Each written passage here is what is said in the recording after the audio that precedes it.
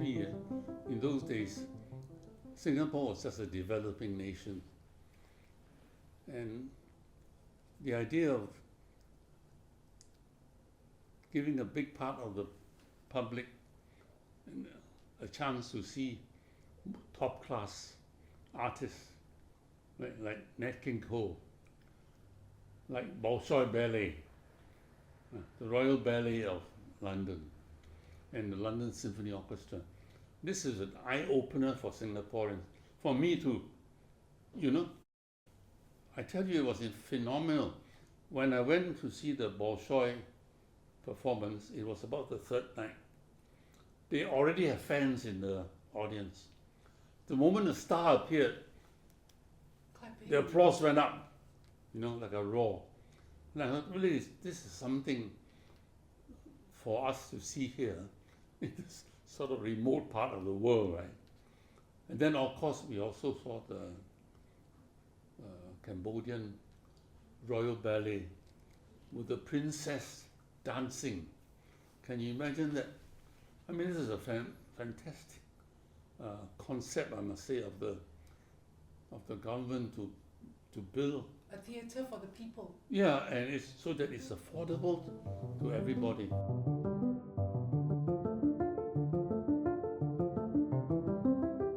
Now, in those days, people were happy to go in there without air conditioning. By 1980, 1985, 86, yeah, people can't stand non-air conditioned theatres, you know. And then the attendance was starting to fall.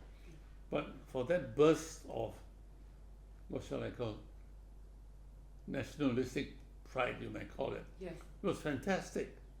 I mean, the people just turned up and learned for some of the popular stars, singing stars from Hong Kong. The theatre was filled up. People were standing around the theatre to listen to loudspeakers, you know. It was fantastic.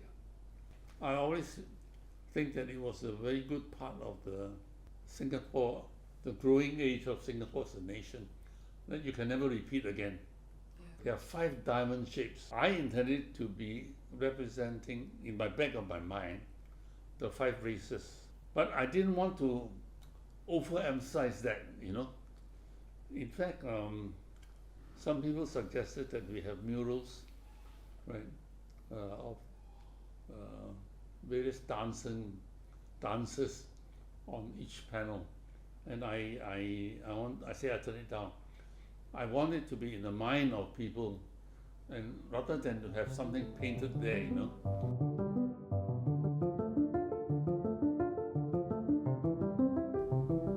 Well, as all architects will tell you, everything depends on the site. You know, the site and the exposure of the building determines how the plan goes and how the appearance of the final structure will be. But at the same time, I do feel that it's not enough just to do rectangular structure, you know, because that is a natural thing to do. Yes. What we call a post and beam construction, which is worldwide. And I think we need to do something with the structure to give each building, I think, some kind of meaning.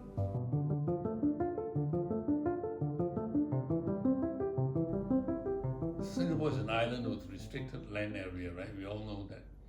And there are certain localities, such as the Marco Polo site, which is quite strategic. It's just the start of Orchard Road, right, at the beginning of Tanglin Road and Holland Road. And we were building to a certain density in the early 60s. So as time went on, the density was lifted, right? So in terms of planning, the site was underdeveloped. So something has to give, because you know, you can't create land like the Marco Polo site, you know, as you like, right? So that's one of the casualties of modern development, I would say. You know, it's regrettable from my point of view.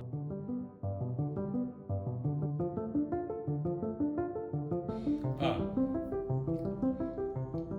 I have 4 grandchildren, and I'm a doting grandpa.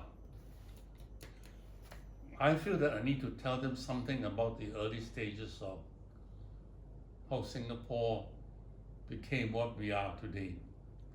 No, in the days of the 63, the days of when the National Theatre was new, Singapore was quite a different place.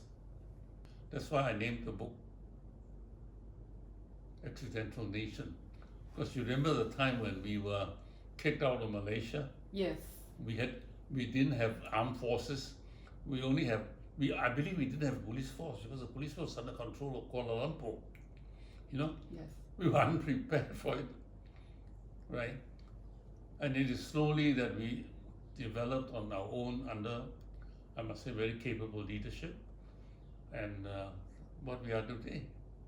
So I want them to know something about it. Well, when you talk to a lot of well-informed foreigners, they have a high regard for Singapore, you know,